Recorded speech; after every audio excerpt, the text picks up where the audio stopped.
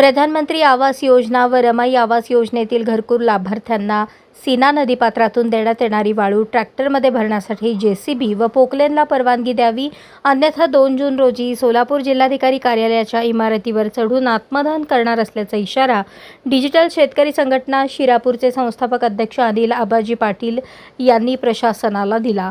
याबाबत जिल्हाधिकारी, पोलीस अधीक्षक, तहसीलदार मोहोळ, सदर पधार police station, Mohol police station यांना निवेदन देण्यात आले आहे।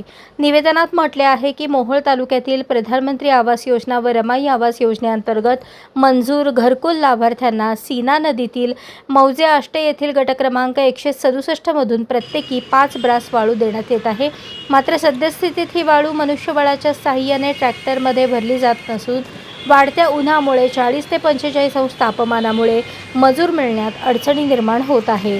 सदर वाळू जेसीबीद्वारे ट्रॅक्टरमध्ये भरण्यासाठी तालुक्यातील सर्व अधिकाऱ्यांची तोंडी परवानगी असल्याचा दावा निवेदनात करण्यात आला आहे। मात्र आदेशात मनुष्यबळाने वाळू भरावी अशी अट असल्याने यंत्रसामुग्री वापरण्यास अडथळे निर्माण होत आहेत। जिल्ह्यात ज्या ठिकाणी वाळू लिलाव सुरू आहेत त्या ठिकाणी जेसीबी व पोकलेनच्या सहाय्याने वाळू उपसा सुरू असल्याचा आरोप करत घरकुल लाभार्थ्यांनाच यंत्रसामुग्री वापरण्यास मज्जाव का केला जात आहे, असा सवाल त्यांनी उपस्थित केला।